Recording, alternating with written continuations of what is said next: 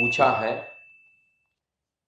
हसमुख पटेल, कहां पर बैठे हैं? अच्छा, हसमुख जी कहते हैं I want to know more about third eye because I experience third time experience on 2 September 2023 first time.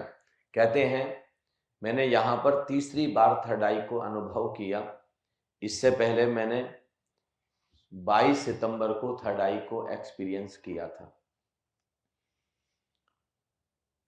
जो शिवनेत्र है इसी को हम तीसरी आंख कहते हैं। भगवान शिव पहली शख्सियत हैं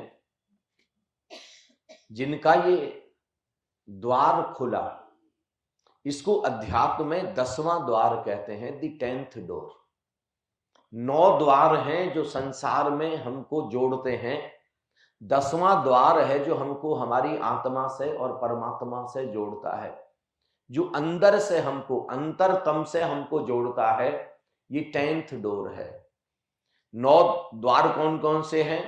2 आंखों के द्वार, 2 कानों के द्वार, 2 नाक के द्वार, कितने हो गए? 6। एक मुंह का द्वार जहां से हम भोजन करते हैं, 7।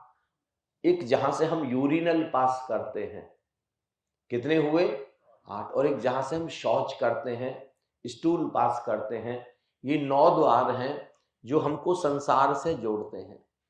एक 10वां द्वार है जो इस लोक के पार दूसरा लोक है, जहां पर अंतरतम के सारे अनुभव हैं, जहां पर अनहद नाद गूंज रहा है, जहां पर परमात्मा का प्रकाश फैला है, जहां पर परमात्मा की अनंत ऊर्जा है, दिव्य ऊर्जा है, जहां पर परमात्मा की सुगंध चल रही है, जिसको पैगंबर हजरत मोहम्मद दिव्य सुगंध कहते हैं।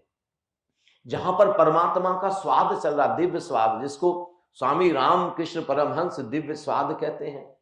जहां पर अनंत प्रेम, जहां दिव्य प्रेम है, एक अलौकिक प्रेम है जो रिश्तों में नहीं बांधा जा सकता है, जो अनएड्रेस्ड लव है। एक प्रेम है जहां पर आपने किसी का नाम लिखा हुआ है, पत्नी का, पति का, भाई का, बहन का, मां का, पिता का, प्रेमिका प्रेमिका का, बेटे का, बेटी का। किसी खत पर, किसी लेटर पर आपने एड्रेस लिख दिया है, प्रेम के पत्र पर। लेकिन एक ऐसा भी प्रेम है जहां पर किसी का पता नहीं लिखा है, वही हकीकत में सच वाला प्रेम है, जिस प्रेम की खोज में सारी दुनिया लगी हुई है। और जब तक आप उसको नहीं खोज लेंगे तब तक प्रेम में भटकते ही रहेंगे आप, और अपने रिश्ते बदलते रहेंगे, प्रेमी बदलते रहेंगे, प्रेमिकाएं बदलते रहेंगे, लेकिन आप प्रेम के गौरी शंकर कभी नहीं छू पाएंगे। उसका रास्ता थर्ड आई से होकर के जाता है। जिस आनंद की, परम आनंद की खोज में आप हैं, उसका रास्ता तीसरी आंख से होकर के जाता है। जितने भी आत्यंतिक अनुभव हैं अध्यात्म के, धर्म के, वो सब थर्ड आई से होकर के गुजरते हैं। और थर्ड आई को एक्टिव करने के लिए बहुत सारी विधियां हैं। उनमें से एक विधि है त्राटक। त्राटक का अर्थ है किसी भी स्थान पर लगातार किसी भी एक बिंदु पर एक टक अपलक देखते जाना, देखते जाना, देखते जाना, देखते जाना। कोई समय सीमा अपने लिए निर्धारित कर लें, आधा घंटा, 40 मिनट, 45 मिनट, और 3 महीने तक इस प्रयोग को करें। आप चांद पर देख सकते हैं, उगते सूरज पर, लेकिन सूरज जब तक तेज ना हो, बस सूरज उगा है और बस 20 मिनट तक आप उस पर त्राटक कर सकते हैं। सूरज आखिर में छिप रहा है और आप 20 मिनट तक त्राटक कर सकते हैं। जाड़ों में थोड़ा और देर कर सकते हैं कि जाड़ों में सूरज तेज नहीं होता थोड़ी देर तक। तो उगते सूरज पर आप किसी सितारे पर त्राटक कर सकते हैं, आप किसी छोटे बच्चे पर त्राटक कर सकते हैं। आपको किसी से प्रेम है, आपको भगवान गौतम बुद्ध से, भगवान महावीर से, भगवान शिव से, भगवान श्री कृष्ण से, भगवान राम से, आपको किसी से प्रेम है, कोई आपके गुरु हैं, तो आप उनका चित्र लेकर के उनके चित्र पर लगातार एक टक अपलक देख सकते हैं और वहां पर त्राटक कर सकते हैं। त्राटक करते करते करते करते धीरे धीरे थर्ड आई आपकी एक्टिव होती चली जाएगी। और शिव नेत्र का सबसे ज्यादा अगर महत्वपूर्ण योगदान कोई है तो योगदान है आपकी निराकार में छलांग। आप आकार से उठें, रूप से उठें और निराकार में छलांग लगा जाएं। और त्राटक का सबसे बड़ा लाभ यही है कि जब आप त्राटक कर रहे हैं तो अचानक आपकी छलांग किसी घड़ी निराकार में लग जाएगी, सामने चांद है और चांद दिखना बंद हो जाएगा, केवल एक शून्य आकाश रह जाएगा। आप अपनी आंखें मलेंगे और आपको लगेगा कि आंखों में कुछ गड़बड़ हो गया है। ऐसे ही आप कोई चित्र देख रहे हैं, बच्चे को देख रहे हैं, जैसे मुझको आप देखते जाएं, देखते जाएं, देखते जाएं, देखते जाएं, आप लगातार देखते चले जाएं। जब हमारा तीसरे तल का कार्यक्रम होता है तो ये मैं प्रयोग कराता हूं और कम से कम 80-90% लोगों को अनुभव होता है, मैं यहां पर बैठा हूं लेकिन उनको नजर नहीं आता, बिल्कुल सब ब्लैंक हो जाता है, एक प्रकाश रह जाता है, एक ऊर्जा रह जाती है, मंजिल आ गई, अब आंख मलने की जरूरत नहीं है। आपको निराकार, थर्ड आई का जो उपयोग था वो निराकार में छलांग लगाना उसका उपयोग था।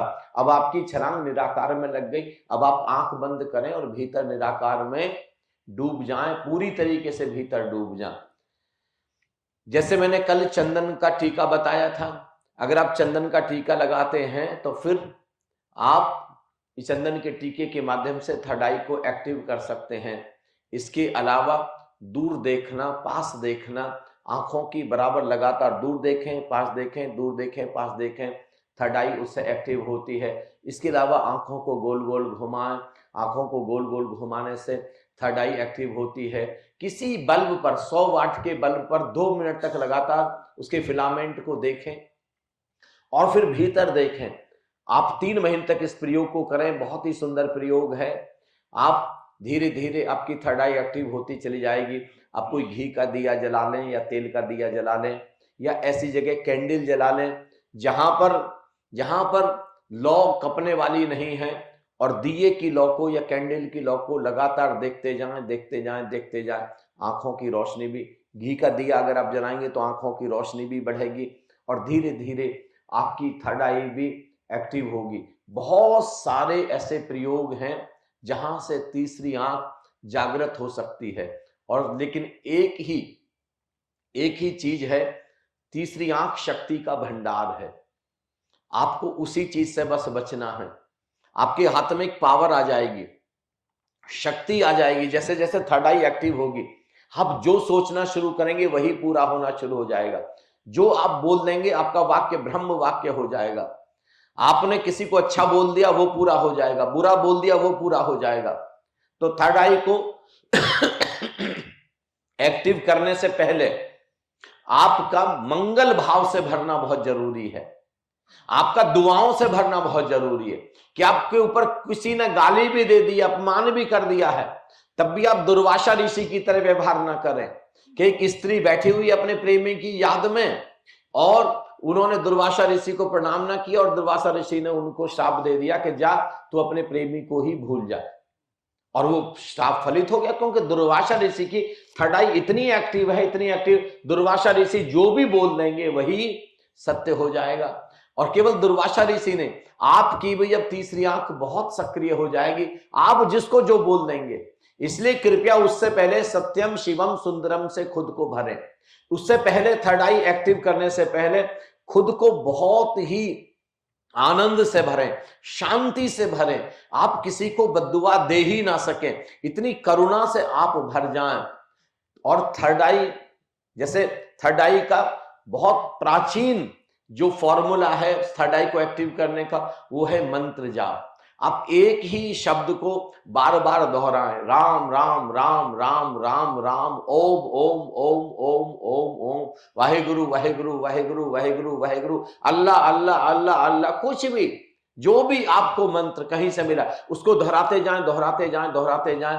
उससे आपकी थर्ड आई एक्टिव हो जाएगी। लेकिन थर्ड आई एक्टिव जब हो जाए तब उसके बाद मंत्र जाप बंद कर दे, नहीं तो ये मंत्र आपके सबकॉन्शियस में चला जाएगा, इतने गहरे चला जाएगा कि आपको कभी भी परम सत्य को उपलब्ध नहीं होने देगा।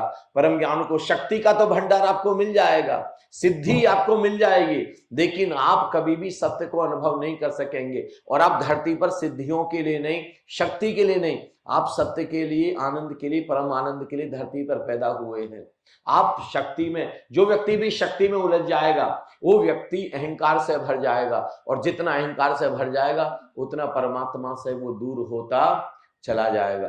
थर्ड आई का जो एक्टिवेशन है, थर्ड आई के जितने भी प्रयोग हैं, किसी लाइव मास्टर, किसी जीवित गुरु के सानिध्य में, आप जब किसी जीवित गुरु के संपर्क में हो तब थर्ड आई के प्रयोग करने चाहिए, क्योंकि थर्ड आई पर बर्निंग एक्शन, कई बार तो ऐसा भी होता है तिब्बत में, तो यहां तक कई बार हो गया कि थर्ड आई का प्रयोग करते करते जैसे किसी ने बुलेट से, जैसे गोली से और इसको भेद दिया हो, ऐसे अचानक छेद हो गया। नहीं तो जलन तो बहुत सारे लोगों को होती है, और उस समय कोई लाइव मास्टर आपको बताएगा कितनी देर के लिए थर्ड आई का प्रयोग करना है, कब कहां पर बंद कर देना है, फिर कब शुरू कर देना है।